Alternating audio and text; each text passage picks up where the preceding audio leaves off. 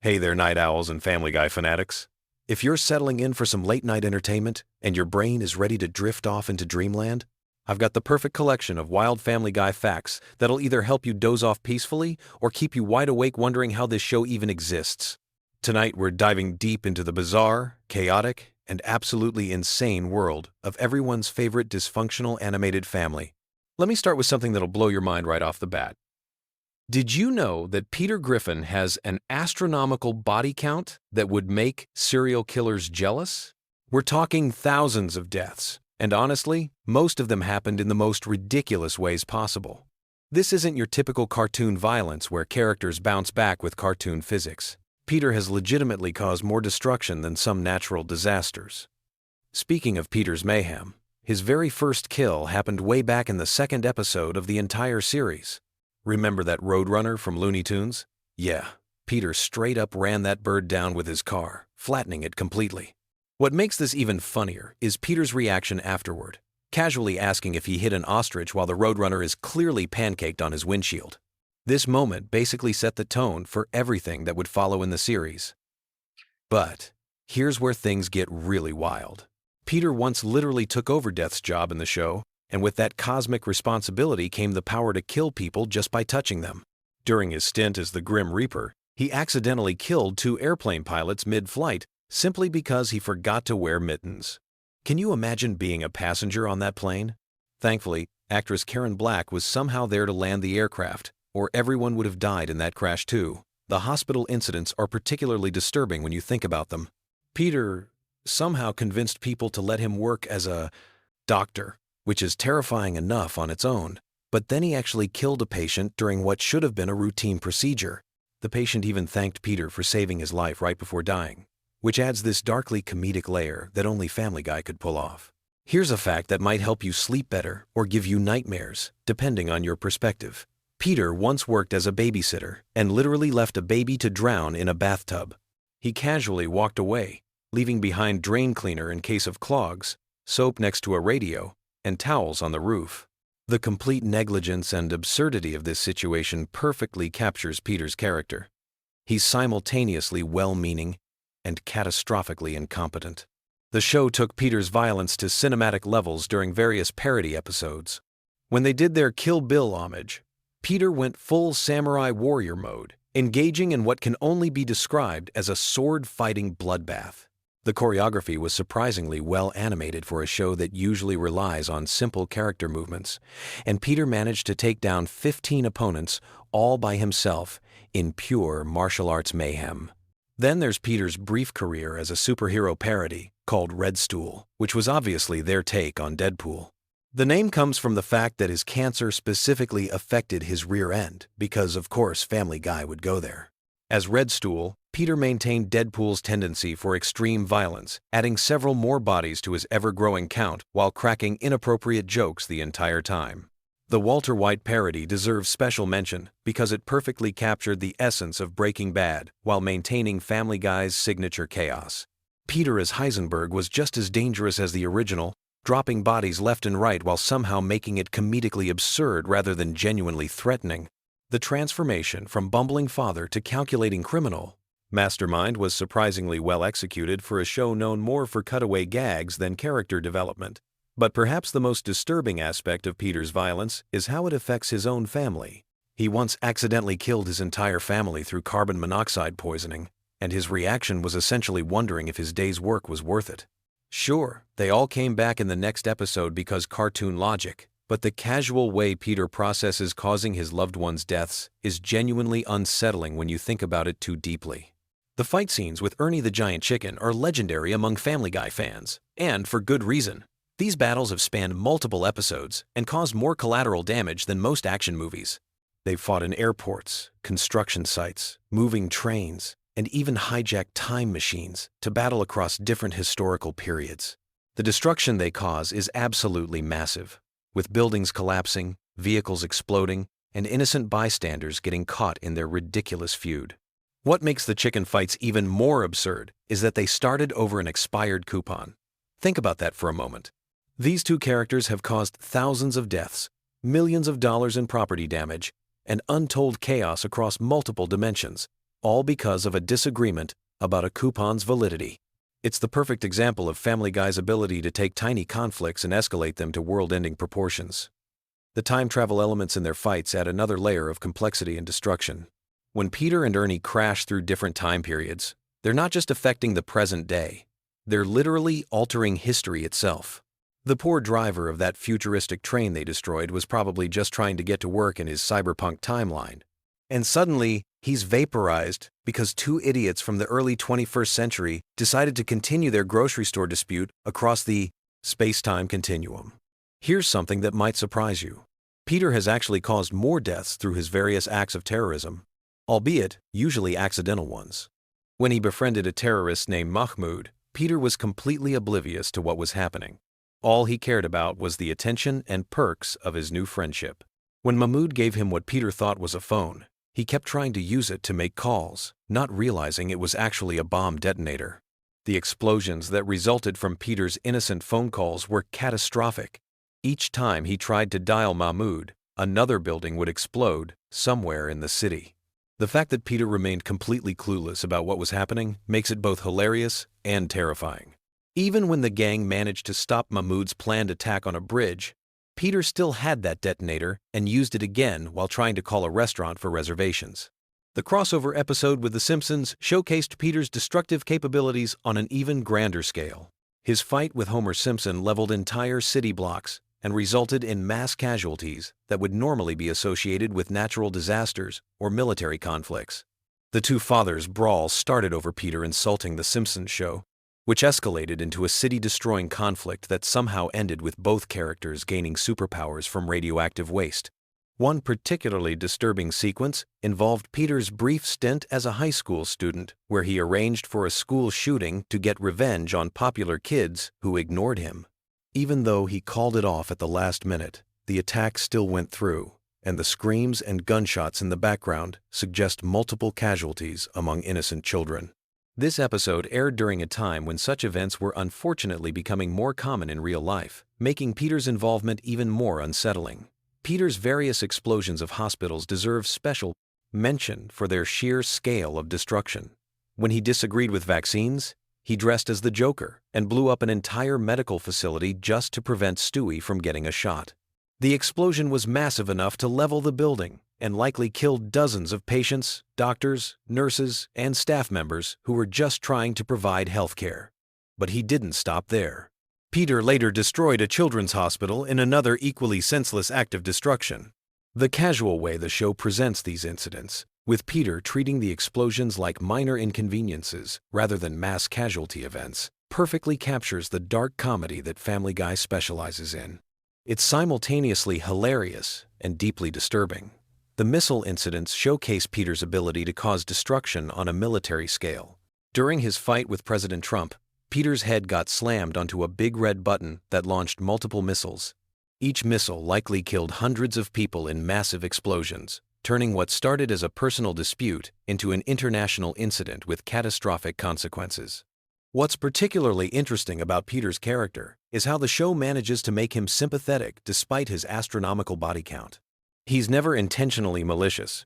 He's just incredibly stupid and impulsive with access to dangerous situations. This combination makes him simultaneously lovable and terrifying, which is probably why the character has remained popular for over 2 decades. The physics of Peter's destruction often defy logic, even by cartoon standards. When he and Ernie crashed that Ferris wheel, it rolled through the city like a massive wheel of death, flattening everything in its path. The scale of destruction was apocalyptic, but it was presented with such absurd cartoon logic that viewers could laugh at it rather than being horrified by the implications. Peter's various career changes always seem to result in multiple casualties. Whether he's working as a doctor, babysitter, death himself, or any other profession, people end up dying as a direct result of his incompetence. It's actually impressive how consistently dangerous he is across all walks of life. There's literally no job safe enough for Peter Griffin to perform without causing fatalities. The show's commitment to continuity regarding Peter's violence is surprisingly strong for a series that usually ignores consequences. Characters who die in one episode rarely come back, unless there's a specific plot reason, and the destruction Peter causes often gets referenced in later episodes. This attention to detail makes his actions feel more impactful than typical cartoon violence. Here's a fun sleeping fact. The total estimated death toll directly caused by Peter Griffin throughout the series is approaching 3,000 people. That number includes direct kills, collateral damage from his fights, explosions he's caused, and various accidents resulting from his stupidity. To put that in perspective, Peter has personally caused more deaths than many historical disasters. The international incidents Peter has triggered would realistically make him one of the most wanted criminals on the planet. He's blown up bridges, destroyed government buildings, launched military missiles, and caused diplomatic crises with multiple countries. Yet somehow he continues living his normal suburban life without any legal consequences, which is perhaps the most unrealistic aspect of a show featuring a talking baby and a martini-drinking dog. As you drift off to sleep tonight, remember that somewhere in the Family Guy universe, Peter Griffin is probably causing another catastrophe that will add to his ever-growing body count. Sweet dreams, and maybe avoid any neighborhoods where middle-aged men are having disputes with large poultry. In the world of Family Guy, such conflicts have a tendency to escalate into city-leveling disasters that make natural catastrophes look like minor inconveniences. The beautiful absurdity of Peter's character is that despite being responsible for more destruction than most fictional supervillains, he's still somehow the protagonist we're supposed to root for. That's the magic of Family Guy, taking the most inappropriate situations and making them laugh out loud funny through sheer audacity and perfect comedic timing.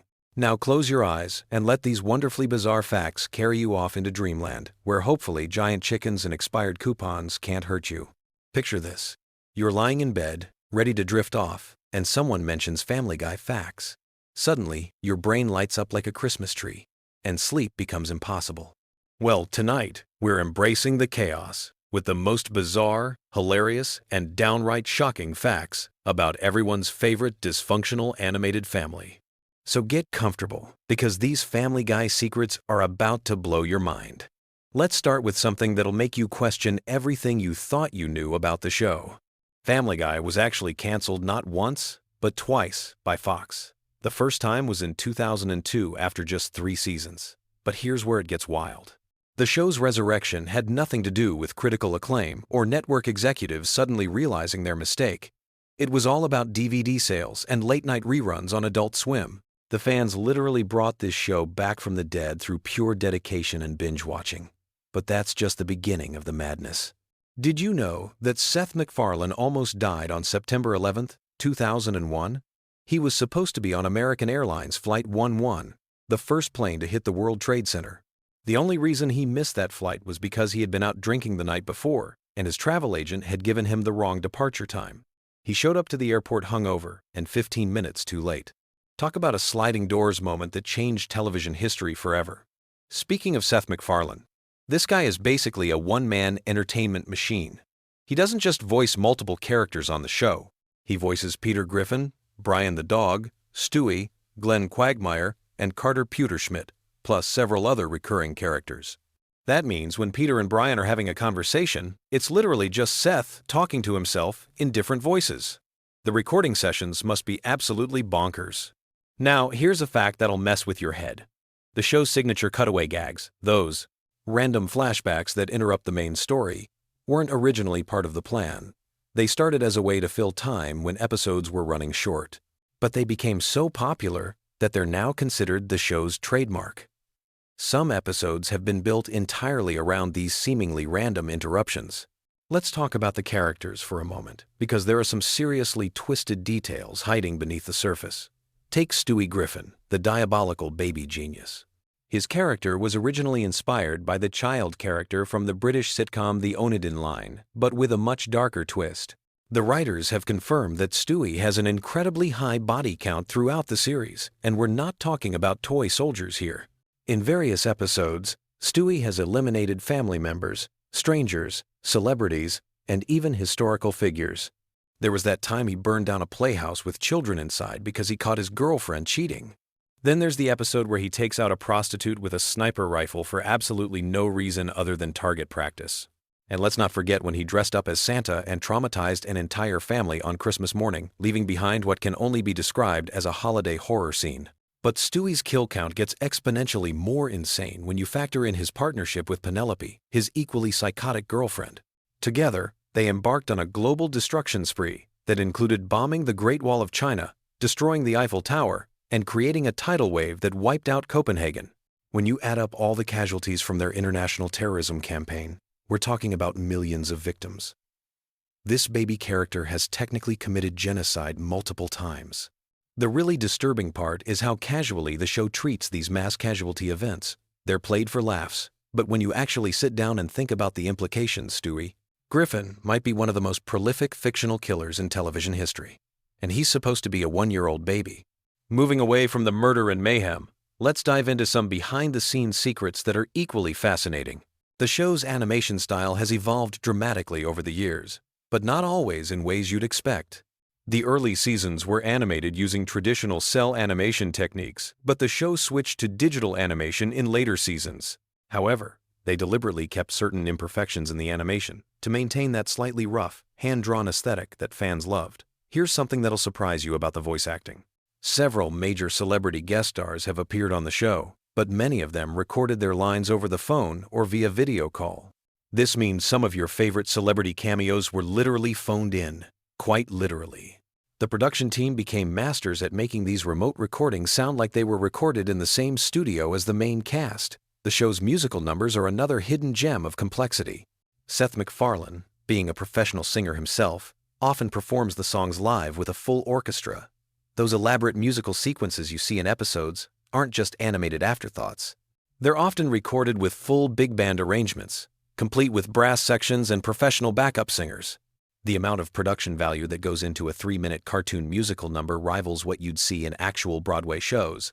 But here's where things get really weird with the show's continuity. Family Guy exists in a universe where almost anything can happen, and the writers take full advantage of this freedom. Characters die and come back to life regularly. The family has traveled through time, met their alternate universe selves, and even broken the fourth wall to acknowledge that they're cartoon characters. This narrative flexibility allows for some truly bizarre storylines that would be impossible in live-action television. One of the most mind-bending aspects of the show is how it handles character development, or rather, how it deliberately avoids it. Unlike most long-running series where characters grow and change over time, Family Guy operates on what's essentially a reset button philosophy. No matter what happens in an episode, everyone goes back to their baseline personalities by the next episode. This means Peter can learn valuable life lessons, die, get married again, become president, or transform into a completely different person, and none of it matters the following week. This approach extends to the show's relationship with its own mythology. Remember when Brian died and was replaced by a new dog named Vinny? The fan outrage was so intense that the writers brought Brian back to life just a few episodes later.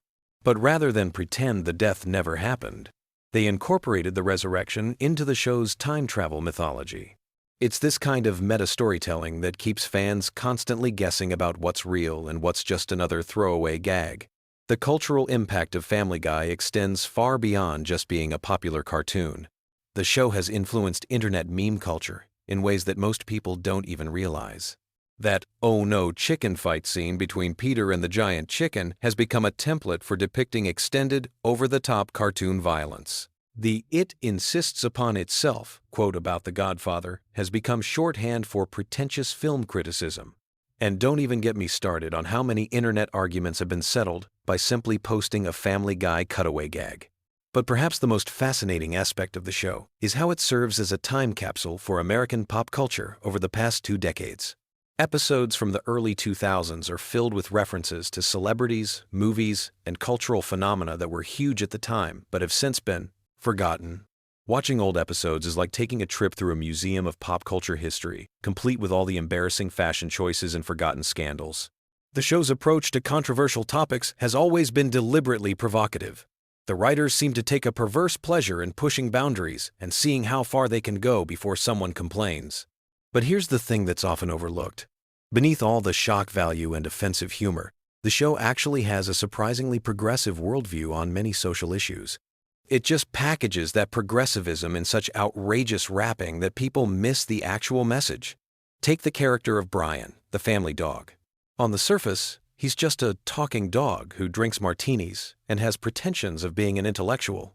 But Brian often serves as the show's moral compass, calling out the other characters when they do terrible things. His relationship with the family, particularly with Stewie, represents some of the show's most genuine emotional moments. When Brian temporarily died, the fan reaction wasn't just about losing a funny character.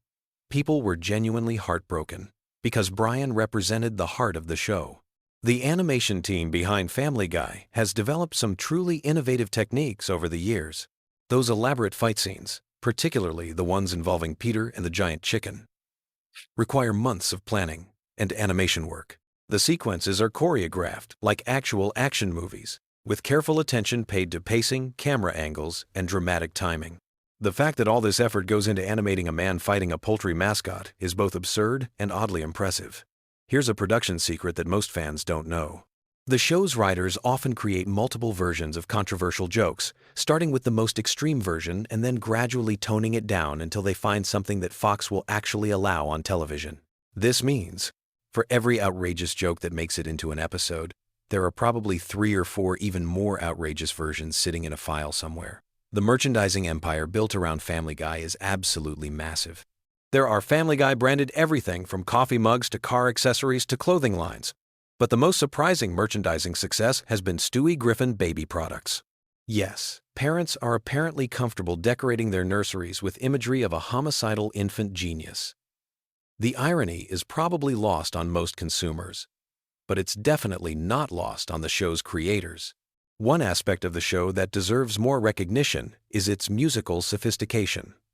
Seth MacFarlane's background as a professional musician shows up constantly in the series. The show regularly features complex musical arrangements, sophisticated harmonies, and genre pastiche that demonstrates a deep understanding of American musical traditions. When Family Guy does a musical number, it's not just a cartoon singing a silly song, it's often a legitimate piece of musical entertainment that could stand on its own. The show's relationship with censorship has always been complicated. While Fox allows Family Guy to get away with content that would never fly on network television during prime time, the show still operates under certain restrictions. The writers have become masters at implying things they can't show directly. Sometimes the most shocking moments happen entirely off-screen, letting your imagination fill in the disturbing details. This brings us to one of the most interesting aspects of Family Guy's comedy philosophy. The show doesn't just break the fourth wall occasionally, it demolishes the fourth wall completely and then rebuilds it just so it can break it again. Characters regularly acknowledge that they're in a television show, comment on their own animation style, and even complain about changes in their voice actors. This level of meta humor was revolutionary when the show started, and it's still pushing boundaries today. The international versions of Family Guy are fascinating studies in cultural adaptation. Different countries have had to handle the show's content in wildly different ways. Some countries censor entire episodes, while others rewrite dialogue completely to make cultural references more relevant to local audiences. There are probably versions of Family Guy exist where the characters are having completely different conversations while their mouths move to the original English dialogue. As we wrap up this deep dive into Family Guy's bizarre universe, it's worth reflecting on why these facts are so compelling. There's something oddly comforting about learning the secrets behind a show that's designed to be completely unpredictable. Even when Family Guy is at its most chaotic and nonsensical, there are real people behind the scenes making deliberate, creative choices, putting enormous effort into crafting these moments of animated insanity. The show has managed to maintain its relevance for over 2 decades by constantly evolving while never losing its core identity. It's simultaneously one of the most juvenile shows on television and one of the most sophisticated pieces of pop culture commentary ever created. That contradiction is probably the most Family Guy thing of all. So the next time you're channel surfing and stumble across a Family Guy rerun, remember that you're not just watching a cartoon about a dysfunctional family. You're experiencing a complex piece of entertainment that represents millions of hours of creative work, countless cultural references, and enough behind-the-scenes drama to fill several seasons of reality television. Sweet dreams, and may your Family Guy nightmares be filled with giant chicken fights and Stewie's diabolical laughter echoing through your subconscious. Picture this. You're lying in bed, scrolling through your phone at 2 a.m., when suddenly you realize something terrifying. The wholesome suburban mom from Family Guy might actually be one of television's most dangerous criminals. Tonight, We're diving deep into the bizarre, shocking, and downright unbelievable world of random Family Guy facts that'll keep your mind spinning as you drift off to sleep. Before we jump into this wild ride, let me set the stage. Family Guy has been blessing us with its chaotic humor since 1999. And over those decades, the show has accumulated more strange trivia than a conspiracy theorist's bulletin board. These aren't your typical behind-the-scenes stories about voice actors or animation techniques. No, we're talking about facts so random and unexpected that they'll have you questioning everything you thought you knew about the Griffin family and their twisted little universe. Let's start with something that'll make you see Lois Griffin in a completely different light. Did you know that if we calculated all of Lois's criminal activities throughout the series, she'd be facing multiple life sentences? I'm not talking about minor infractions here. We're discussing murder, drug manufacturing, corruption, kidnapping, and assault charges that would make even the most hardened criminals nervous. The evolution of Lois as a character is absolutely fascinating when you think about it. In the early seasons, she was essentially a generic sitcom mom, playing the straight woman to Peter's antics. But somewhere along the way, the writers decided to transform her into something far more sinister. By the later seasons, Lois had become a full-blown criminal mastermind, hiding behind the facade of suburban motherhood. Take her casual confession to vehicular manslaughter, for instance. During a seemingly innocent family moment, Lois drops the bombshell that she once killed a jaywalker years ago. The way she mentions it so nonchalantly, like she's discussing the weather, suggests this might not even be her only victim. It makes you wonder what other dark secrets are lurking behind that perfectly styled red hair. But murder is just the tip of the iceberg. Lois has also run a methamphetamine operation that would make Walter White jealous. When the Griffin family moves to a farm and discovers an abandoned meth lab in their storm cellar, most normal people would call the police immediately. Not Lois. She sees a business opportunity and jumps in with both feet, becoming a drug queenpin alongside Peter. The fact that she rationalizes this decision by saying their family needs them to sell illegal drugs to the community shows just how twisted her moral compass has become. Speaking of twisted morals, let's talk about the time Lois went through what can only be described as the world's most inappropriate midlife crisis. After Peter makes some insensitive comments about her age at her birthday party, Lois transforms into someone you might find dancing on tables at a club at 3 in the morning. This leads to her attempting to seduce a teenage pop star, which crosses so many legal and ethical boundaries that it's hard to know where to begin. The shoplifting incident is another perfect example of how quickly Lois can spiral out of control. What starts as stealing a single ham from the grocery store escalates into a full-blown crime spree involving fine art and car parts. Her kleptomania becomes so severe that she eventually gets arrested, breaks out of jail, and turns her entire family into fugitives. All because she couldn't resist the thrill of taking something that didn't belong to her. But perhaps the most disturbing aspect of Lois's criminal behavior is how she treats her own children when things go wrong. When Stewie suffers a serious head injury, instead of rushing him to the hospital like any normal parent would, Lois chooses to cover it up.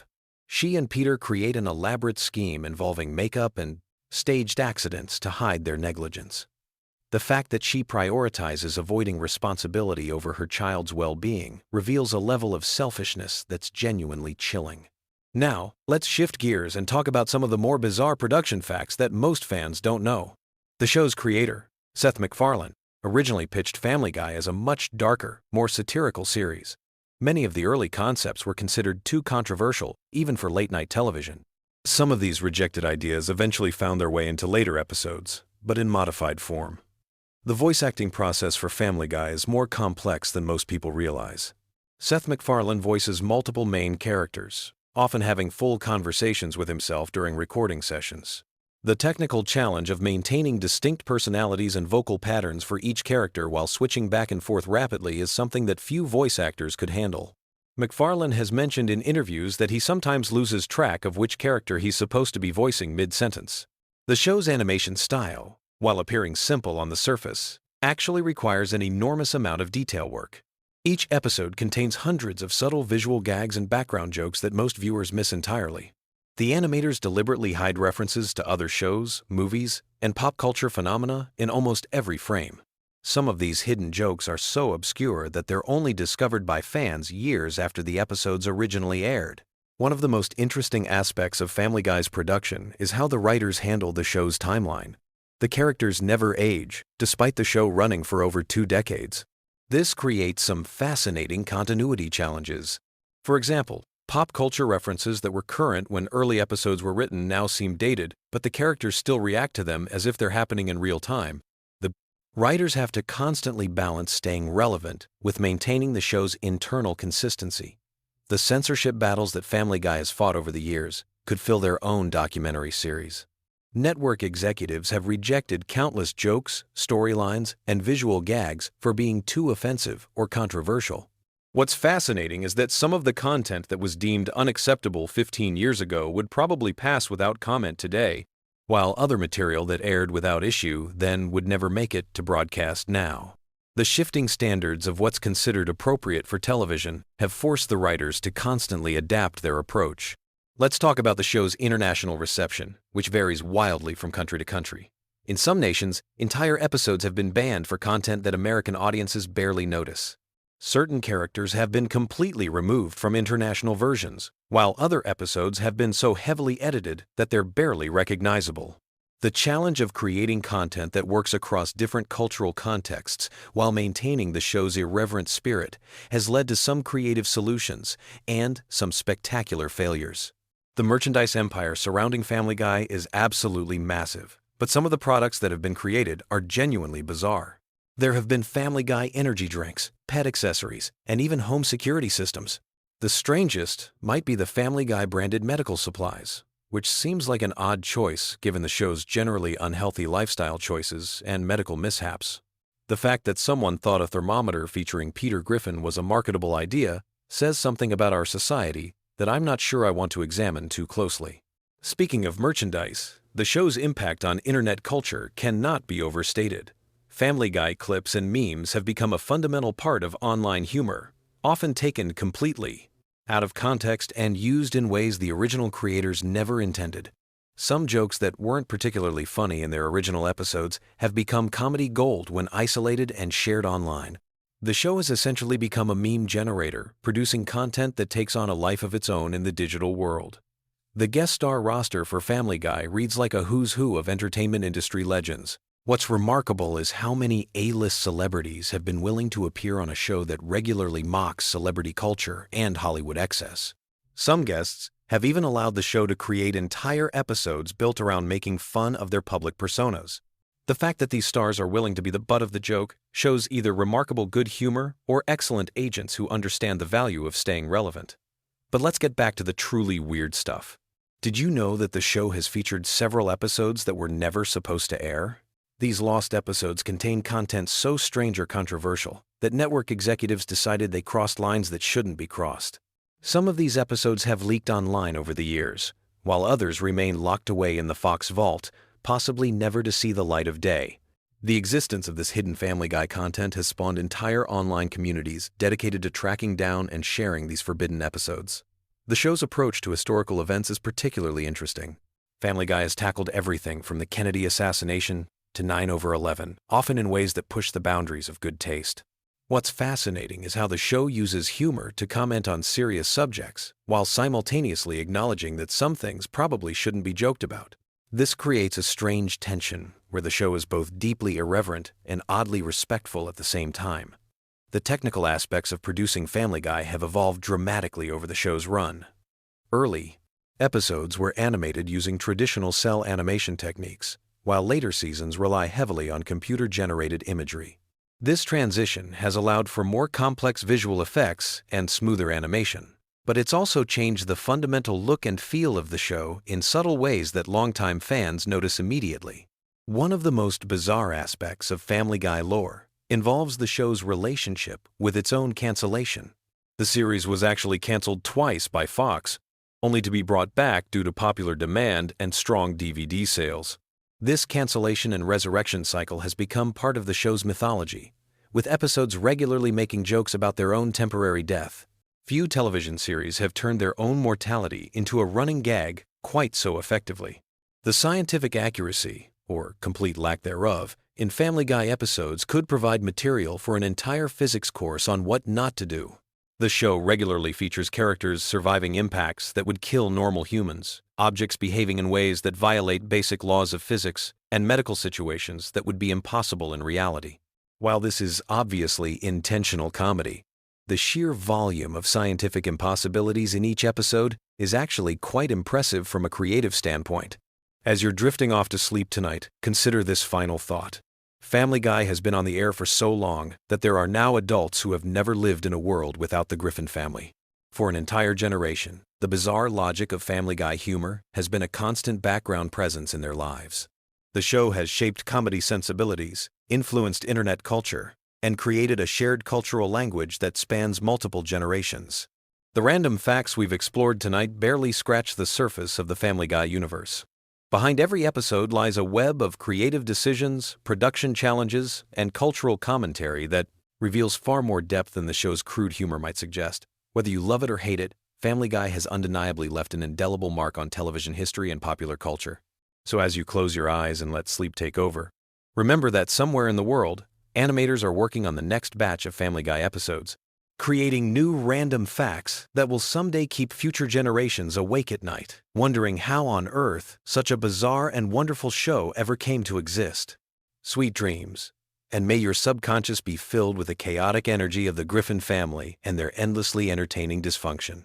Hey, sleepyheads, if you're settling in for the night and need something to drift off to, you've come to the right place. Tonight we're diving into the wonderfully weird world of Family Guy, with some absolutely wild facts that'll either put you to sleep or keep you up, wondering how the heck this show got away with some of this stuff. Trust me, by the end of this video, you'll have enough random Family Guy knowledge to impress literally no one at parties. But hey, that's what we're here for. Let's start with something that'll blow your mind. Did you know that Peter Griffin has technically been married to Lois longer in real time than some actual married couples have been together? The show premiered in 1999. Which means Peter and Lois have been cartoon married for over 25 years now.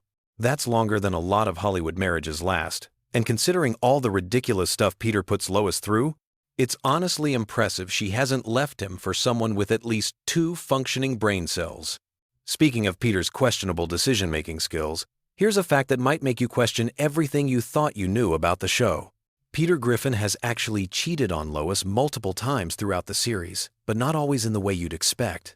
There was that whole episode where Peter literally got injected with what the doctors called a gay gene during a medical experiment.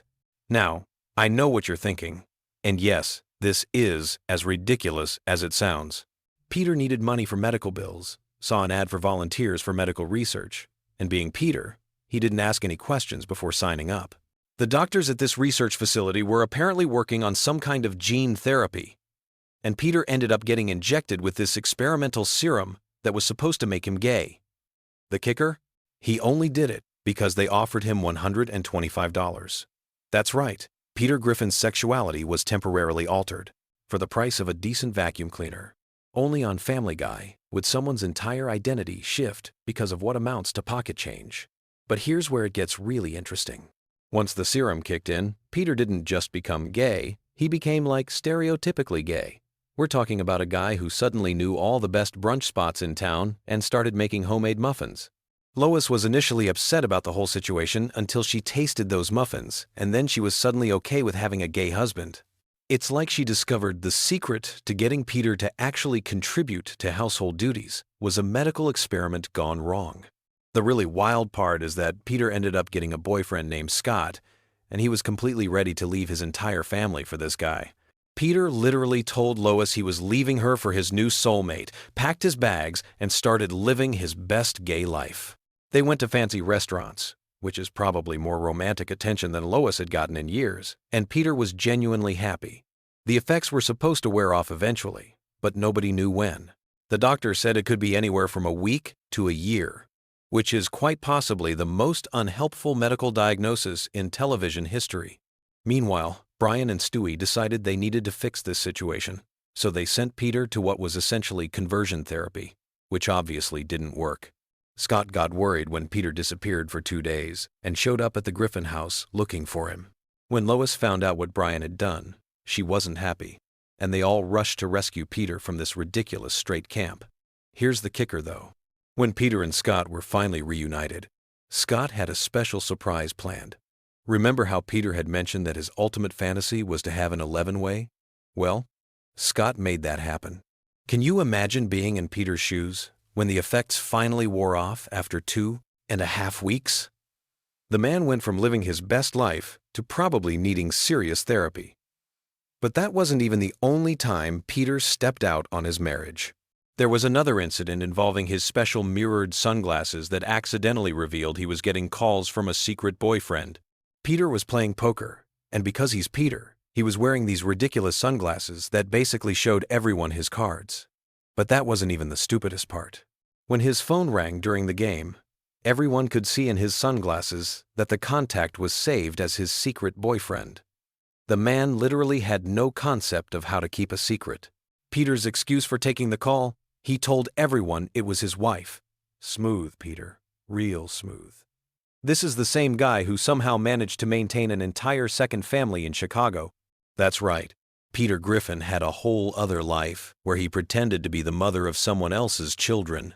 He would tell his real family he was going on business trips, fly to Chicago, change clothes in a taxi, and then show up at this other house where a bunch of kids would greet him like he was their mom. I have so many questions about this arrangement that I don't think I want answered. Like, whose kids were those? How did this living situation even come about?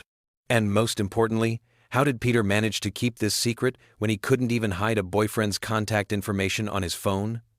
The man's inconsistency is honestly impressive.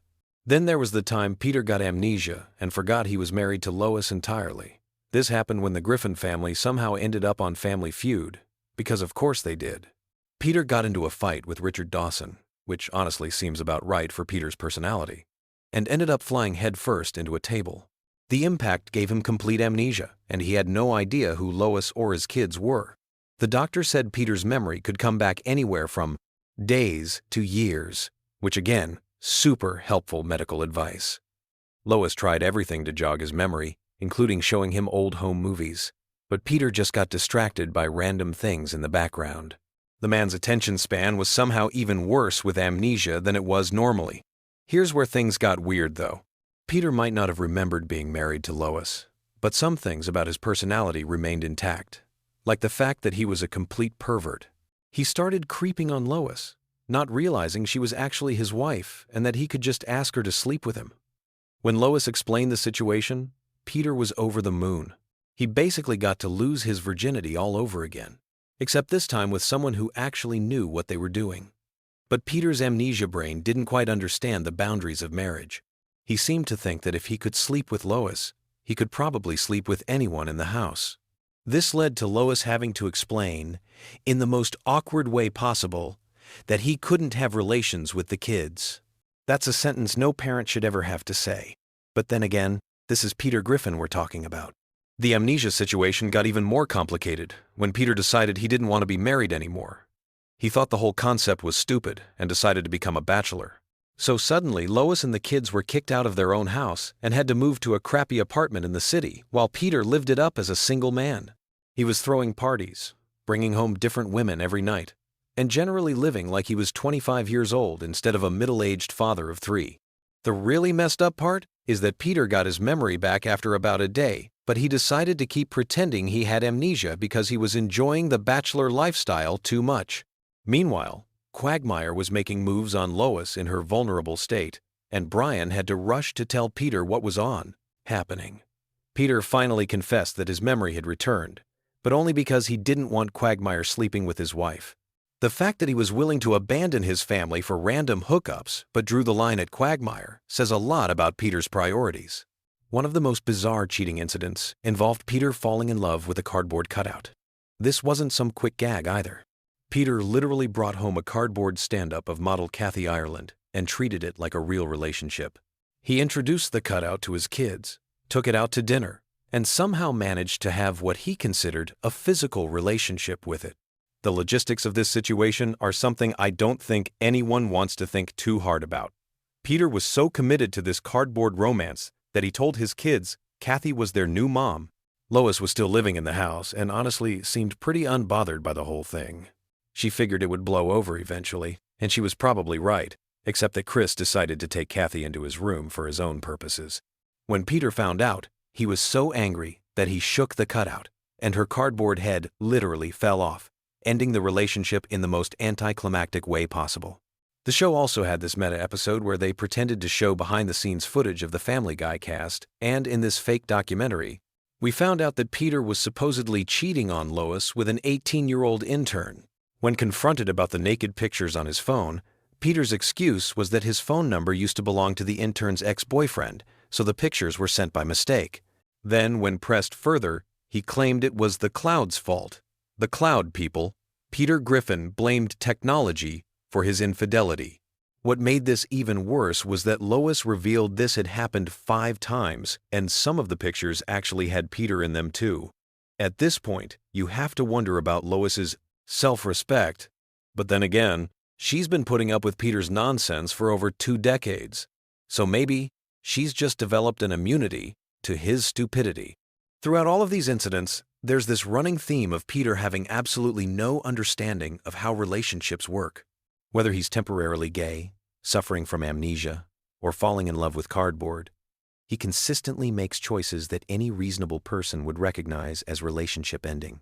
Yet somehow, Lois always takes him back, and they return to their dysfunctional but apparently unbreakable marriage. The fascinating thing about Peter's various infidelities is how they reflect different aspects of his character. When he's gay, he becomes more thoughtful and domestic. When he has amnesia, his base instincts take over. When he's with the cardboard cutout, it shows his complete detachment from reality. Each scenario reveals something different about what makes Peter tick, even if none of it makes him a better husband. What's really interesting is how the show treats these situations as comedy rather than serious relationship problems. In real life, most of these incidents would result in divorce, therapy, or at minimum, some serious conversations about boundaries and commitment. But in the Family Guy universe, they're just Tuesday. Peter can maintain a secret family, inject himself with experimental drugs, or forget his wife exists entirely, and by the end of the episode, everything goes back to normal. This reflects the show's overall approach to continuity and consequences. Family Guy operates in a world where actions don't have lasting impact, where characters can experience major life changes that are completely forgotten by the next episode. It's part of what allows the show to push boundaries and explore ridiculous scenarios without worrying about long-term narrative consistency. The fact that Peter has cheated on Lois in so many different ways also highlights the show's commitment to mining comedy from uncomfortable situations. Seth MacFarlane and the writing team seem to delight in finding new ways to make Peter an even worse husband, while somehow keeping him sympathetic enough that audiences don't completely turn against him. And there you have it, folks. Peter Griffin's extensive history of marital infidelity, from gay gene experiments to cardboard cutout romances. Sweet dreams. And try not to think too hard about the logistics of any of this. If you enjoyed learning about Peter's questionable relationship choices, make sure to subscribe for more random animated facts that serve no practical purpose but might help you fall asleep. Until next time, keep it weird, keep it random, and remember that somewhere out there, Peter Griffin is probably doing something that would end most marriages but will be completely forgotten by next episode. Picture this. You're scrolling through endless YouTube videos at 2 a.m., your brain craving something familiar yet fascinating to drift off to. Well, buckle up because I've got a treasure trove of Family Guy secrets that'll either help you sleep peacefully or keep you wide awake wondering how this animated chaos machine actually works. From behind-the-scenes drama to mind-bending production facts. These random tidbits about the Griffin family will give your brain exactly what it needs for that perfect sleepy time content. Let me start with something that'll blow your mind right off the bat.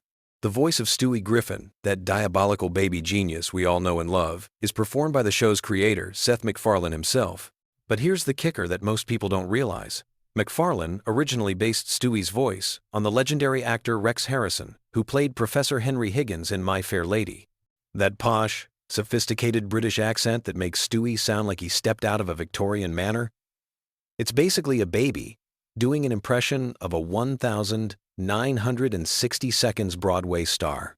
The irony is delicious when you think about it. This character who spends half his time plotting world domination is essentially channeling a musical theater legend. Now, if you think that's wild, wait until you hear about the show's near-death experience that almost prevented it from becoming the cultural phenomenon we know today. Family Guy was actually canceled not once, but twice, by Fox. The first cancellation happened in 2002 after just 3 seasons, and for a hot minute there, it looked like the Griffin family was done for good. But then something magical happened that literally brought the show back from the dead. DVD sales and Adult Swim reruns created such a massive fan following that Fox had no choice but to resurrect it in 2005. It's like the show became a zombie that refused to stay buried, clawing its way back to life through sheer fan devotion. The creation story of Family Guy itself reads like something out of a fever dream. Seth MacFarlane was just 24 years old when he pitched the show to Fox, making him one of the youngest people ever to create and run their own animated series for a major network. He literally animated the entire pilot episode by himself, spending months hunched over a desk drawing frame after frame while surviving on probably nothing but coffee and determination. The original pitch was actually inspired by his college thesis film called The Life of Larry, which featured a middle-aged man with a talking dog. Sound familiar? That little student film eventually evolved into the multi-million-dollar empire we know today. Speaking of that talking dog, Brian Griffin holds a special place in animation history for reasons you probably never considered. Unlike most cartoon pets who remain perpetually animal-like, Brian is essentially a human character who just happens to be a dog. He drives cars, drinks martinis, writes novels, and engages in complex philosophical debates.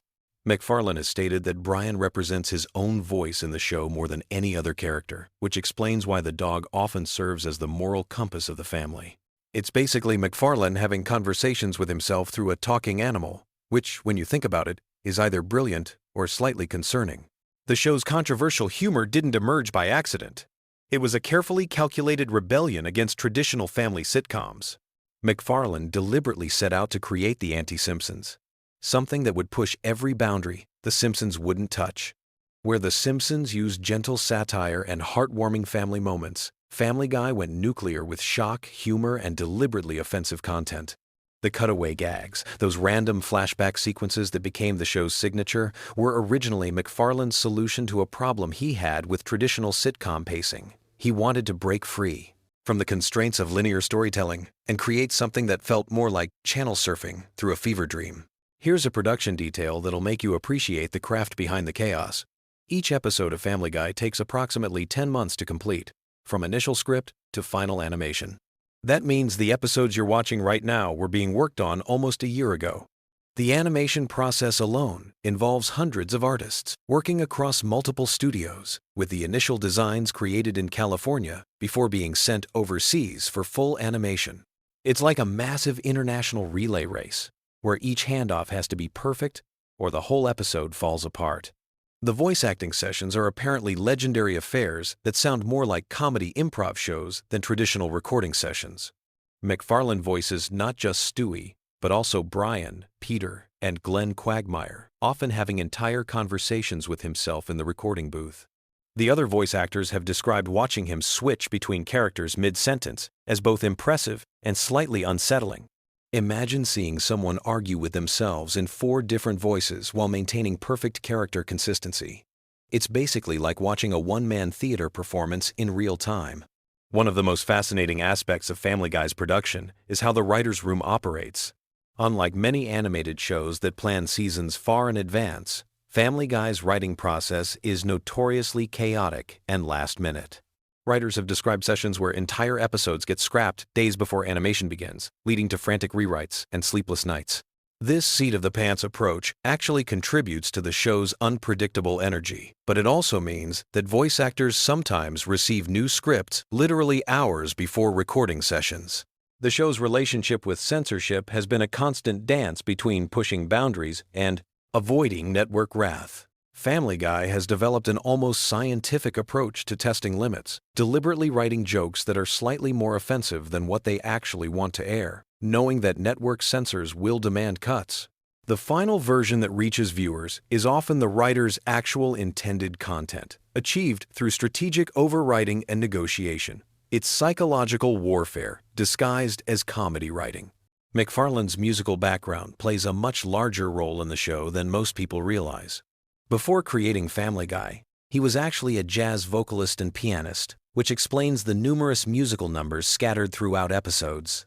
Those elaborate song and dance sequences aren't just random comedy bits. They're genuine musical theater productions compressed into cartoon format. MacFarlane has stated that he views Family Guy as partly a variety show, using the Griffin family as a framework to showcase different types of entertainment within each episode. The character designs themselves tell an interesting story about animation philosophy. Notice how the Griffin family members all have distinctly different body shapes and facial structures, unlike many cartoon families where everyone looks like variations of the same template. Peter's round, doughy appearance was specifically designed to contrast with Lois's sharp, angular features, while Stewie's football-shaped head was meant to make him instantly recognizable even in silhouette. These design choices weren't arbitrary. They were carefully calculated to ensure each character would be visually distinct even in crowded scenes or quick cuts. Here's something that'll change how you watch the show forever. The infamous chicken fights between Peter and Ernie the Giant Chicken weren't originally planned as recurring segments. The first chicken fight was supposed to be a one-off gag, but the animation team had so much fun creating the over-the-top action sequence that it became a running theme. Those elaborate, destruction-filled battles that seem to last forever? They're essentially the animation team showing off their action sequence skills in a comedy show, like flexing creative muscles that don't usually get exercised in traditional sitcom animation. The show's approach to celebrity guest stars is uniquely twisted compared to other animated series.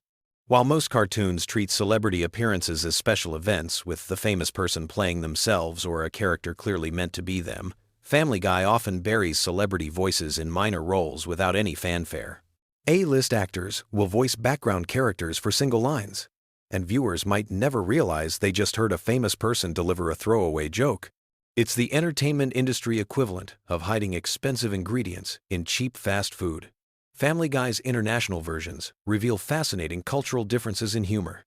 In some countries, entire episodes have been rewritten because the original jokes simply don't translate, not just linguistically, but culturally. What Americans find hilarious might be completely incomprehensible to audiences in other parts of the world, leading to localized versions that are essentially different shows with the same characters. It's like each country gets its own flavor of the Griffin family chaos, tailored to local sensibilities. The merchandising empire built around Family Guy extends into some surprisingly niche markets.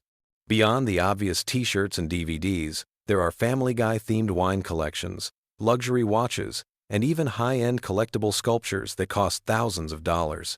The show that built its reputation on lowbrow humor has somehow spawned upscale merchandise that wouldn't look out of place in expensive boutiques. It's cultural cognitive dissonance at its finest. The writing staff includes people from incredibly diverse backgrounds: former stand-up comedians, Harvard graduates, television veterans, and complete newcomers to the industry.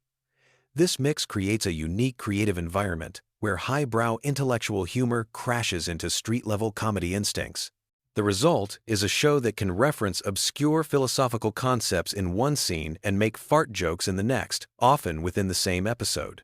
Animation errors in Family Guy have become something of a cult fascination among fans. Unlike other shows that try to hide mistakes, Family Guy occasionally leaves obvious animation goofs in the final product, either intentionally, as Easter eggs, or because the production schedule doesn't allow for fixes. These errors have spawned online communities dedicated to spotting and cataloging every miscolored character, floating object, or impossible perspective.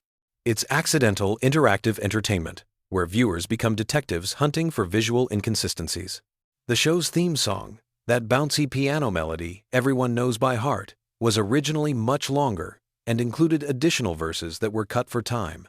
The full version tells a more complete story about the Griffin family's dynamics, but network television's rigid timing requirements forced it down to the bare essentials. MacFarlane has occasionally performed the complete version at live concerts, giving fans a glimpse of what could have been the opening sequence if television had more flexible formatting.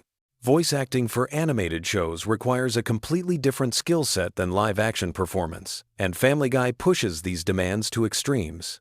The actors often need to deliver lines while laughing, crying, or even while their characters are supposed to be eating, fighting, or running. This means recording sessions frequently involve voice actors doing physical comedy performances in sound booths, acting out entire scenes with just their voices, while making exaggerated facial expressions that no one will ever see, but that somehow make the vocal performance more authentic. The show's relationship with current events creates unique production challenges. Because episodes take months to complete, jokes about contemporary issues often feel dated by the time they air, leading to a complex balancing act between topical relevance and timeless humor. Writers have developed strategies for creating content that feels current without being tied to specific news cycles, though sometimes they get caught off guard when major events happen during production and their carefully planned episodes suddenly seem tone-deaf or prescient in ways they never intended. Family Guy's influence on internet culture extends far beyond just memes and viral videos.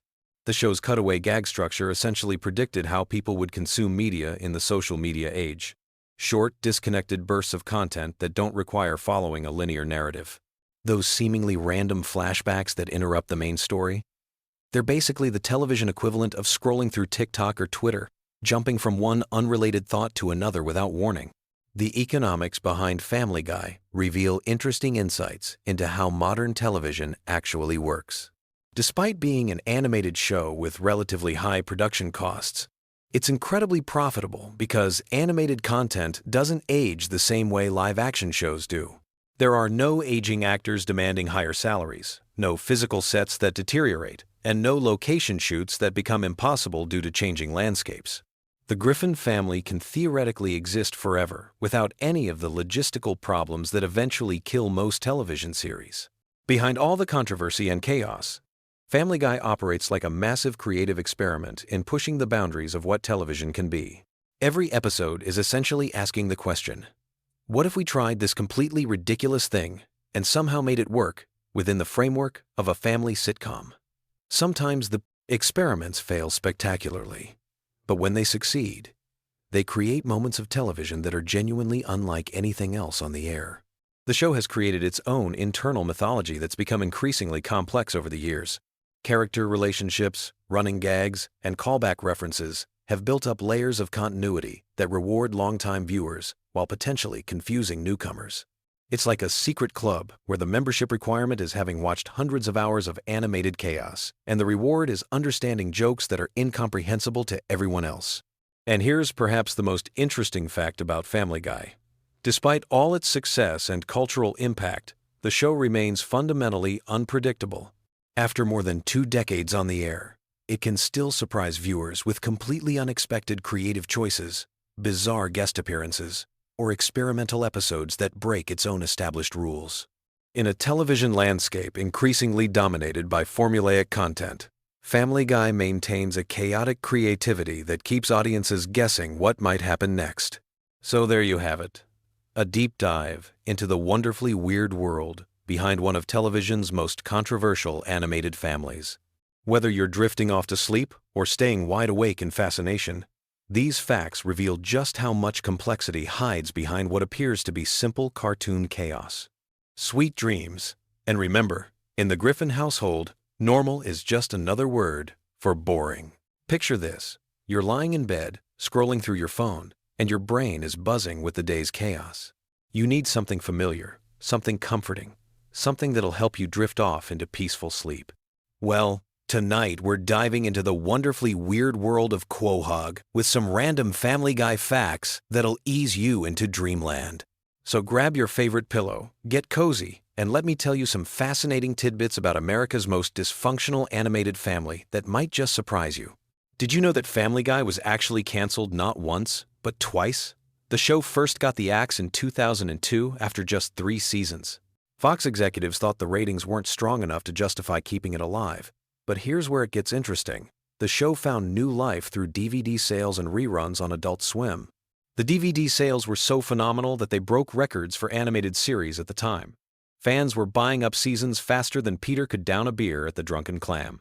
This unprecedented demand from home video sales convinced Fox to bring the show back in 2005, making it one of the first series ever to be resurrected primarily due to DVD performance. The voice behind Peter Griffin, Seth MacFarlane, actually does most of his recording sessions incredibly quickly. While many voice actors take hours to perfect their performances, MacFarlane can knock out an entire episode's worth of dialogue in about 2 hours. That's pretty impressive when you consider he voices not just Peter, but also Brian, Stewie, and Glenn Quagmire. His rapid recording style comes from his background in radio, where timing and efficiency were absolutely crucial. MacFarlane developed his distinctive character voices during his college years at the Rhode Island School of Design, where he actually created an early version of Family Guy as his senior thesis project. Speaking of voices, here's something that might keep you pondering as you fall asleep. Stewie's accent isn't actually British. Seth MacFarlane has explained that Stewie's voice is meant to be a sort of generic upper-class accent that could come from anywhere. It's a theatrical, affected way of speaking that's supposed to make Stewie sound sophisticated and pretentious, regardless of geographic origin. The inspiration came from old Hollywood actors and theater performers who adopted similar speech patterns to sound more refined. The character of Glenn Quagmire has one of the most disturbing backstories in animated television, though it's mostly revealed through throwaway gags and quick references. His middle name is apparently Quentin, and he's supposedly been a pilot since the 1960 seconds, which would make him significantly older than he appears. The show has hinted that he's been involved in various historical events, always in morally questionable ways. His famous catchphrase, "giggity," wasn't actually in the original character design. It evolved naturally during Seth MacFarlane's recording sessions and became so popular with the writers that they started incorporating it into more and more episodes. Here's a fact that might make you appreciate the show's attention to detail. The Griffin family's house layout is incredibly consistent throughout the series. The writers and animators keep detailed floor plans to ensure that rooms connect properly from episode to episode. This level of continuity is actually quite rare in animated sitcoms, where houses often seem to have magical expanding and contracting rooms depending on what the plot needs. The Griffin house is based on an actual home in Cranston, Rhode Island, though it's been modified significantly for animation purposes. Brian's character has evolved dramatically since the show's early days. Originally, he was written as more of a straight man to Peter's antics, serving as the voice of reason in the household. However, as the series progressed, the writers began exploring Brian's flaws more deeply. His pretentiousness, his drinking problem, his romantic failures, and his writing aspirations all became major character traits. This evolution reflects Seth MacFarlane's own growth as a writer and his willingness to make his characters more complex and sometimes less likable. The show's cultural impact extends far beyond television screens. Family Guy has influenced internet meme culture in ways that few other shows can claim. The Roadhouse cutaway gag became a popular meme format years before most people even knew what memes were. The "oh no" moments, the chicken fights, and countless other Family Guy references have become part of online vernacular. This digital footprint has helped keep the show relevant with younger audiences who might discover it through social media rather than traditional television viewing. One of the most interesting aspects of Family Guy's production is how cutaway gags are created. The writers have a separate room where they brainstorm completely random, unrelated jokes that can be inserted into episodes when needed. These gags are often written months before they're actually used, and they're stored in a database that writers can search through when they need to fill time or add comedy to a scene. This system allows for the show's signature non-sequitur humor, while maintaining a consistent production schedule. The character of Meg has been voiced by 2 different actors, though most viewers probably never noticed the change. Lacey Chabert voiced Meg during the first season, but Mila Kunis took over starting in season 2. The transition was so seamless that it barely registered with audiences. Mila Kunis has mentioned in interviews that she initially tried to match Lacey Chabert's interpretation of the character, but eventually developed her own approach. Interestingly, Kunis was also voicing Jackie Burkhardt on That 70 Seconds show at the same time, showcasing her range as a voice actor. Family Guy's relationship with censorship has been fascinating to observe over the years. The show has pushed boundaries consistently, sometimes getting away with content that surprises even longtime viewers. However, there are also episodes that have been banned or heavily edited for various reasons. The censorship battles have actually become part of the show's identity, with Seth MacFarlane and the writers often incorporating discussions about censorship directly into episodes. The show's approach to celebrity guest stars is uniquely irreverent. Unlike many animated series that treat celebrity appearances as special events, Family Guy often has famous people, voice characters, who are immediately killed off or humiliated in some way. This approach reflects the show's general irreverence towards celebrity culture and its willingness to bite the hand that feeds it. Many celebrities have appeared on the show specifically because they wanted to be made fun of, which says something interesting about the show's cultural position. Here's something that might surprise you. Family Guy has actually won several Emmy nominations and awards over the years. While it's often dismissed as lowbrow humor, the show has been recognized for its voice acting, animation, and music. Seth MacFarlane's musical numbers, in particular, have received critical acclaim. His background in musical theater shows through in episodes featuring elaborate song and dance sequences, which often rival those found in major animated films. The show's international versions are fascinating studies in cultural adaptation. Different countries have had to handle the show's content in various ways, sometimes changing jokes entirely to make them relevant to local audiences. In some cases, entire episodes have been restructured because certain references or situations don't translate across cultural boundaries. These international versions offer interesting insights into how humor travels, or doesn't travel, across different societies. Family Guy's merchandise empire is surprisingly extensive and eclectic. Beyond the typical t-shirts and action figures, there have been Family Guy board games, cookbooks, and even meditation guides. The show's merchandising success demonstrates how deeply it has penetrated popular culture. Fans don't just watch Family Guy, they incorporate it into various aspects of their lives through products that extend the show's universe into the real world. The writing process for Family Guy involves what the staff calls manatee balls, a reference to a South Park episode that made fun of Family Guy's writing style.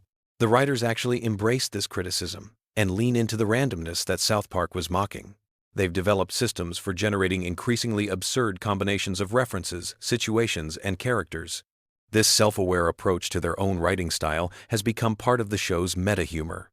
Seth MacFarlane's other projects have often served as testing grounds for Family Guy concepts. The Orville, his science fiction series, actually uses some of the same character dynamics and humor styles that he developed for Family Guy, just in a different setting.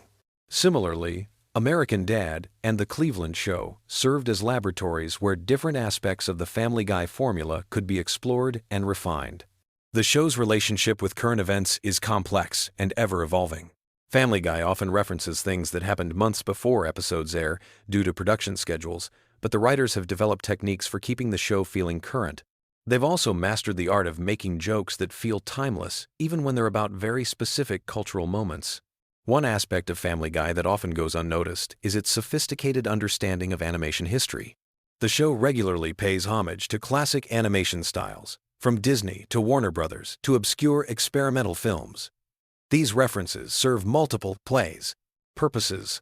They demonstrate the creator's deep knowledge of their medium. They provide visual variety, and they create inside jokes for animation enthusiasts. The show's impact on other animated series cannot be overstated. Family Guy's success opened doors for more adult-oriented animated programming and influenced the humor styles of countless other shows. Its willingness to break the fourth wall, its pop culture reference density, and its approach to controversial topics have all been adopted and adapted by other animated series. As you drift off to sleep, consider this.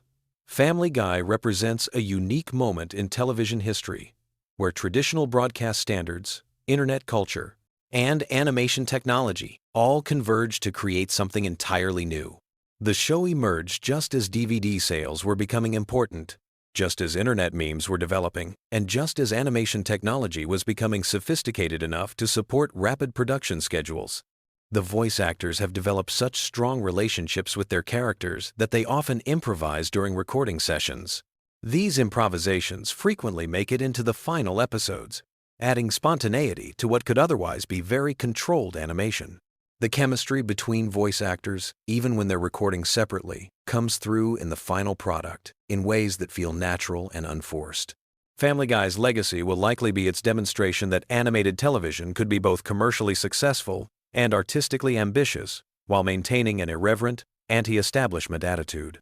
It proved that audiences were hungry for content that didn't talk down to them, that referenced the full spectrum of popular culture, and that wasn't afraid to offend or surprise.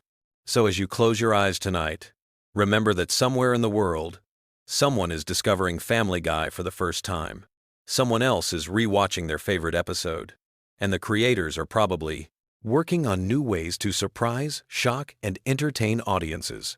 In the grand tradition of animated comedy, Family Guy continues to push boundaries, challenge expectations, and remind us that sometimes the most comforting thing about entertainment is its complete unpredictability. Sweet dreams, and remember, tomorrow is another day in Quahog, where anything can happen, and usually does. Did you know that Family Guy has been running for so long that if you watched every episode back to back, you'd be sitting there for over 7 days straight without sleeping? And tonight, we're going to explore the deep, intricate lore of this animated universe in the most soothing way possible. So, grab your favorite blanket, get comfortable, and let me take you through the fascinating world of Quahog, Rhode Island, where nothing is quite what it seems on the surface. The Griffin family saga begins long before Peter Griffin ever graced our television screens. In the quiet suburban streets of Spooner Street, a complex web of relationships, histories, and mysteries has been weaving itself for decades. Tonight, we'll unravel these threads slowly and gently, allowing the rich tapestry of Family Guy's storytelling to wash over you like a warm, comfortable wave. Let's start our journey with the patriarch himself, Peter Griffin. Born in 1956, Peter's origin story is far more complex than his simple-minded exterior might suggest. His biological father, Mickey McFinnigan, was an Irish fighter pilot who had a brief romance with Peter's mother, Thelma Griffin, during World War II. This revelation, discovered much later in the series, adds layers to Peter's character that extend far beyond his love of beer and television. Growing up in Providence, Rhode Island, Peter's childhood was marked by the influence of his stepfather, Francis Griffin, a deeply religious man whose stern demeanor shaped much of Peter's rebellious adult personality. The tension between Peter's carefree nature and his stepfather's rigid expectations created psychological patterns that would follow him throughout his life, manifesting in his relationships with authority figures and his own parenting style. The Griffin family home at 31 Spooner Street holds secrets within its walls that span generations.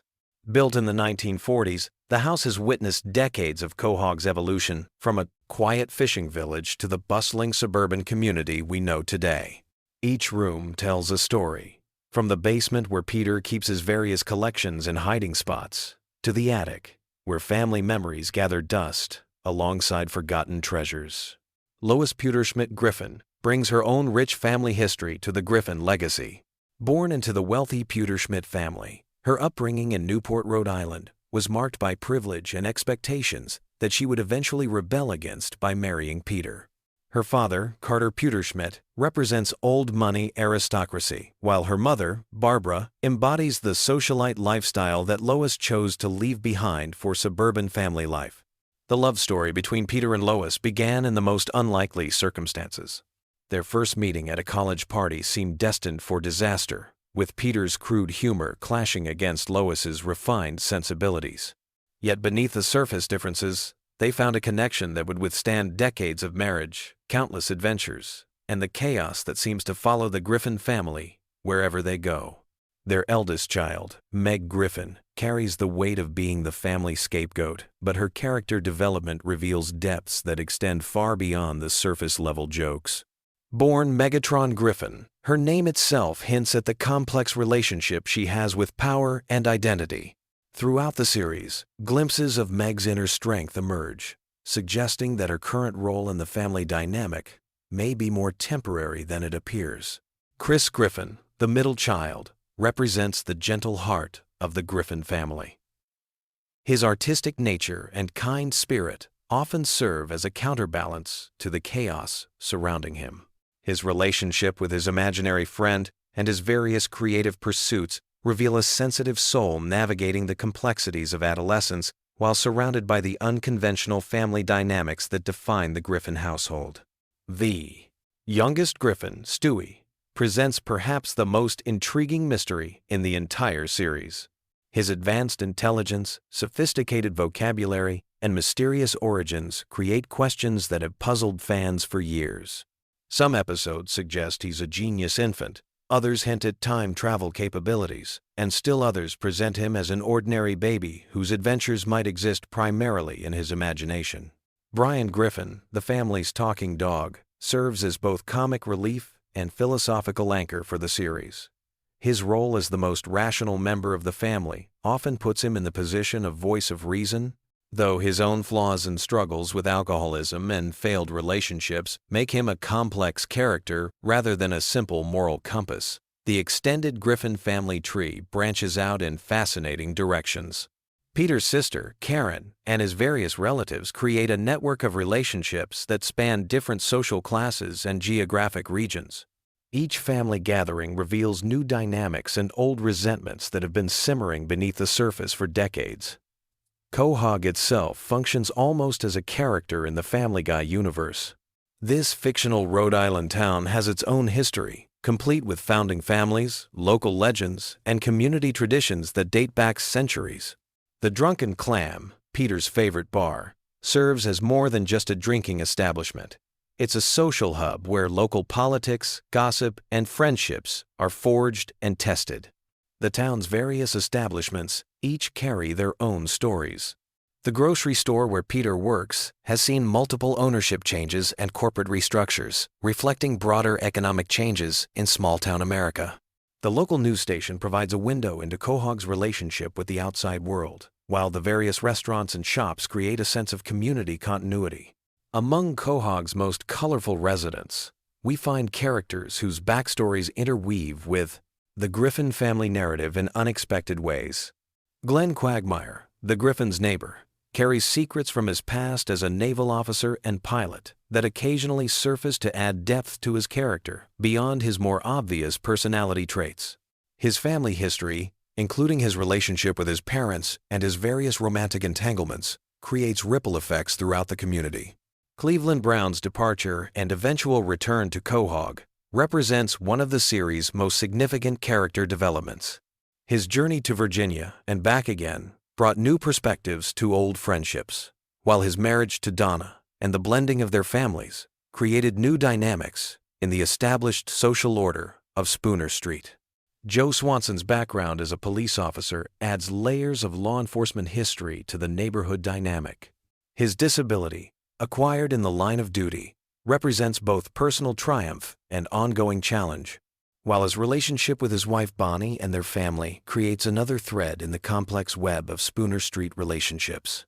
The recurring characters who populate Quahog each bring their own histories and motivations to the community. Mayor Adam West's eccentric leadership style masks a deeper commitment to his town, while his bizarre decisions often reveal unexpected wisdom. Dr. Hartman's medical practice serves the community despite his questionable competence, and his interactions with the Griffin family often provide insights into the town's healthcare system and social services. The series' approach to continuity creates interesting challenges for understanding Family Guy lore. Some episodes exist in their own bubble, while others build upon previous storylines or reference past events. This flexible approach to storytelling allows for both standalone adventures and deeper character development, creating a rich tapestry of experiences that can be appreciated on multiple levels. Religious and deeper, spiritual themes weave throughout Family Guy's narrative structure. Peter's complicated relationship with faith, influenced by his Catholic upbringing and his current skepticism, creates ongoing tension with his stepfather's devout beliefs. Lois's more moderate approach to spirituality provides balance, while the children navigate their own relationships with religious concepts and community expectations. The economic realities of the Griffin family life reflect broader American middle-class experiences. Peter's various jobs and career changes mirror the instability many families face in changing economic conditions, while Lois's occasional work outside the home represents the increasing necessity for dual-income households in suburban communities. Educational themes emerge through the children's school experiences at James Woods High School. The various teachers, administrators, and fellow students create a microcosm of American public education, complete with funding challenges, administrative politics, and the ongoing struggle to provide quality education in an underfunded system. Transportation plays a significant role in Family Guy lore, from Peter's various vehicles to the family's travel adventures. Each mode of transportation represents different aspects of American mobility culture, from the freedom of car ownership to the challenges of public transportation and the dreams of exotic travel destinations. The series' treatment of technology evolution provides a unique window into changing American society. Early episodes reflect the technology available at the time, while later episodes incorporate smartphones, social media, and digital culture into the storylines. creating interesting contrasts in how the characters adapt to technological change. Food culture permeates Family Guy storytelling, from Peter's love of unhealthy cuisine to the family's dining experiences at various restaurants. These food-related storylines often reflect broader American attitudes toward nutrition, dining culture, and the role of food in family bonding and social interaction. The changing seasons in Quahog provide natural rhythm to the series' storytelling. Holiday episodes create opportunities for family traditions, while seasonal activities reflect the natural cycle of New England life. These seasonal elements ground the fantastic elements of the show in recognizable patterns of American suburban life. As we reach the end of our gentle journey through Family Guy lore, it's worth noting that this animated universe continues to evolve and expand. New episodes add fresh layers to established characters while introducing new elements to the community of Quahog. The ongoing nature of the series means that tonight's exploration represents just one moment in a continuously growing tapestry of storytelling.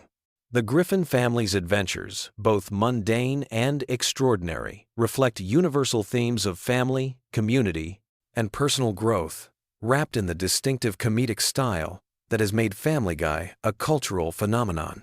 Whether dealing with everyday suburban challenges or embarking on impossible adventures, the characters of Quahog remind us that family bonds, friendship, and community connections provide the foundation for navigating life's complexities. So, as you drift off to sleep tonight, let the gentle chaos of Spooner Street fade into peaceful dreams, knowing that tomorrow will bring new adventures, new challenges, and new opportunities for the Griffin family and their neighbors to discover what it truly means to be part of something larger than themselves in the wonderfully weird world of Family Guy. Have you ever fallen asleep to the chaotic sounds of Peter Griffin crashing through a wall or Stewie plotting world domination? Tonight we're diving deep into the bizarre, twisted, and surprisingly intricate world of Family Guy lore that's somehow become the perfect background noise for millions of viewers worldwide. From the hidden connections between episodes that span decades to the dark secrets lurking beneath Quahog's surface, this is your ultimate guide to the Family Guy universe that will either help you drift off to dreamland or keep you wide awake, questioning everything you thought you knew about America's most dysfunctional animated family. Family Guy has been on our screens for over 2 decades now, and what started as a simple animated sitcom has evolved into something far more complex and layered than most people realize. Tonight we're going to explore the deep lore, the recurring mysteries, the character backstories that only dedicated fans know about, and all the subtle details that make this show a fascinating rabbit hole to fall down as you're trying to fall asleep. Let's start with the Griffin family themselves, because there's so much more to these characters than meets the eye. Peter Griffin isn't just a bumbling father figure. His backstory reveals a man shaped by abandonment, neglect, and a desperate need for acceptance that manifests in increasingly destructive ways. We learn throughout the series that Peter was adopted, never knowing his real father until much later in the show's run. This abandonment issue explains so much about his behavior, his need to be the center of attention, and his often childlike approach to solving problems. But here's where it gets interesting for our sleepy exploration. Peter's job history reads like a fever dream.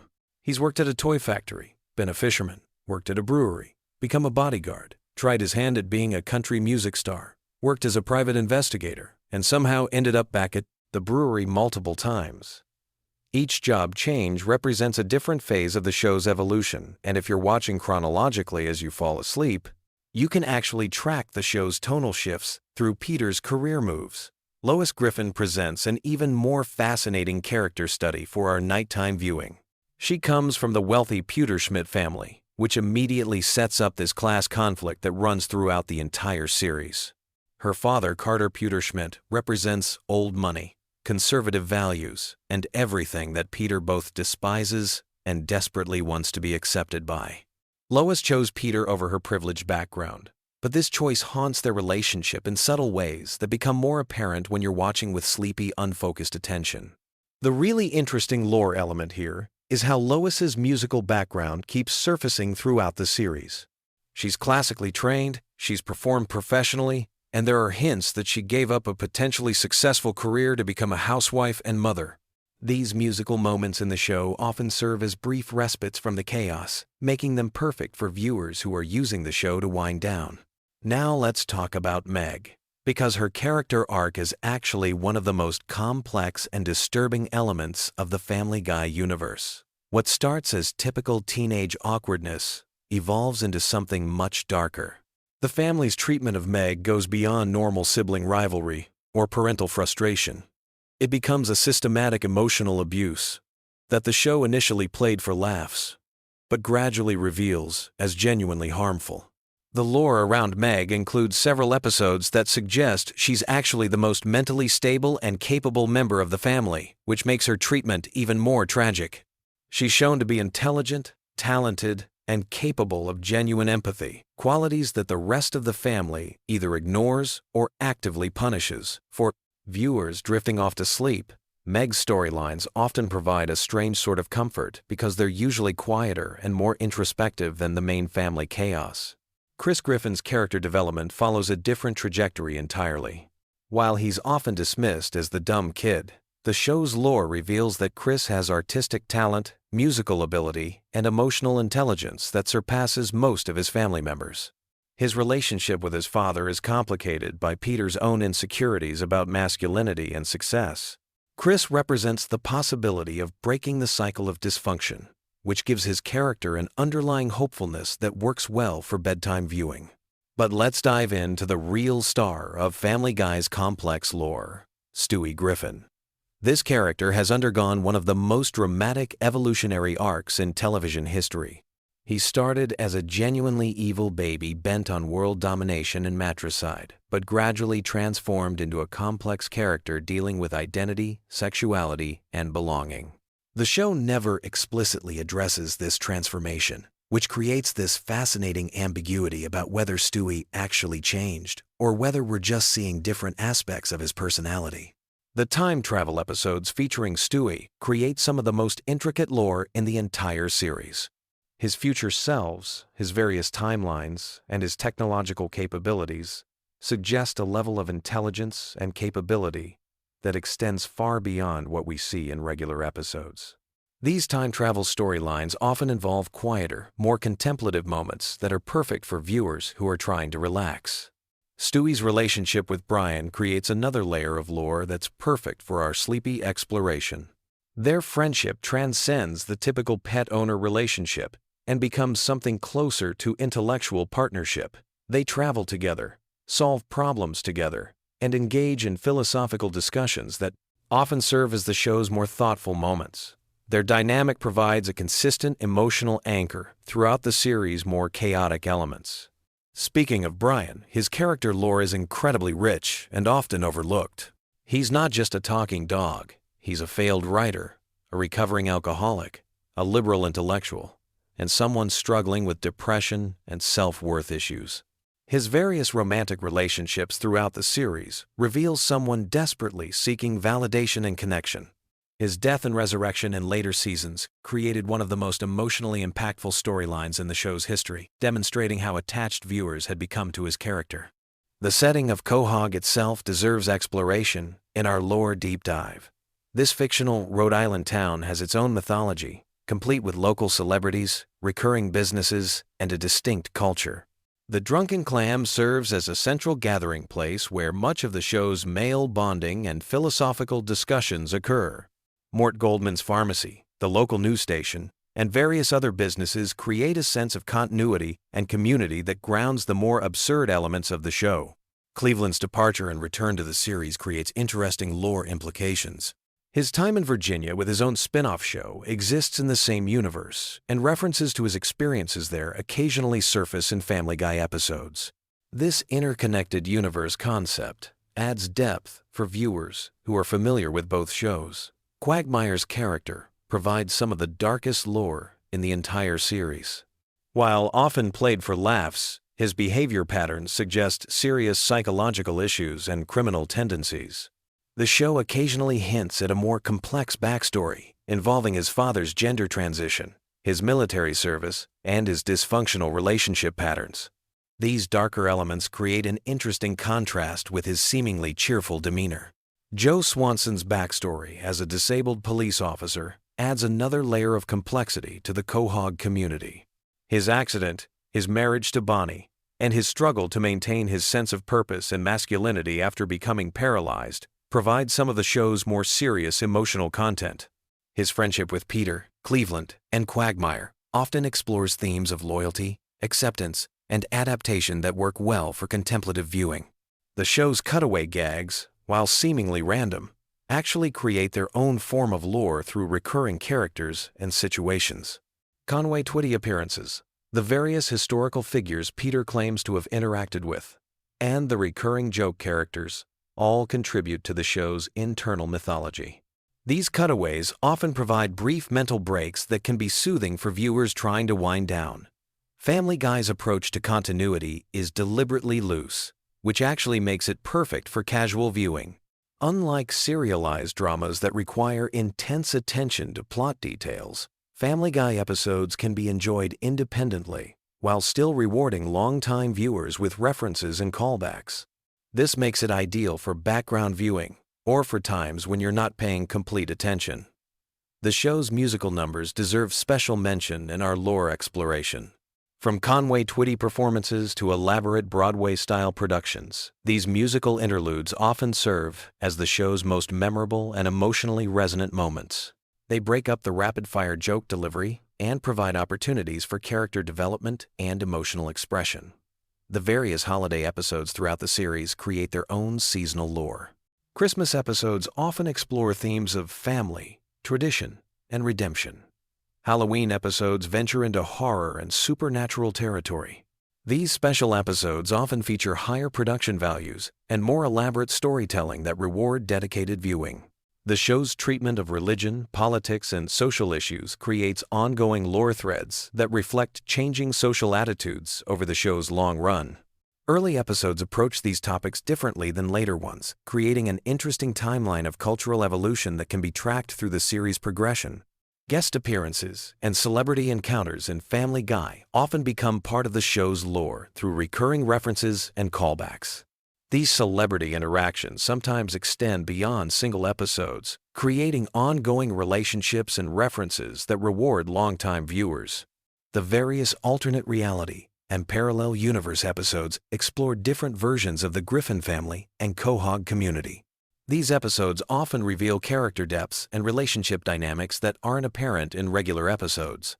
They also provide opportunities to explore what-if scenarios that add complexity to our understanding of the main characters. Family Guy's animation style evolution tells its own story about the show's development and budget changes over time. Early episodes have a distinctly different look and feel compared to more recent ones. This visual evolution creates a subtle timeline that longtime viewers can use to place episodes chronologically, even without checking air dates. The show's relationship with Fox Network, including its cancellation and resurrection, becomes part of its own metalore.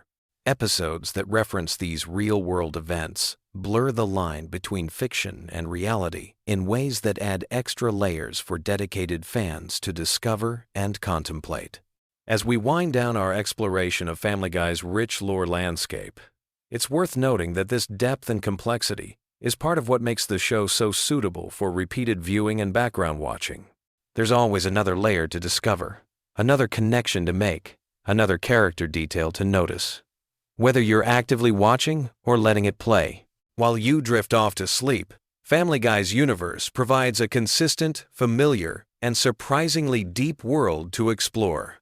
The beauty of Family Guy lore for bedtime viewing lies in its perfect balance of familiarity and discovery. You can watch episodes you've seen dozens of times and still notice new details, catch references you missed before, or simply let the familiar voices and situations wash over you as you relax. The show's episodic nature means you won't lose important plot threads if you fall asleep mid-episode, but its rich lore rewards those moments when you find yourself unexpectedly engaged and alert. Sweet dreams, and remember that somewhere in Quahog, Peter Griffin is probably about to do something that will somehow make perfect sense within the wonderfully chaotic universe that has been entertaining us for over 2 decades.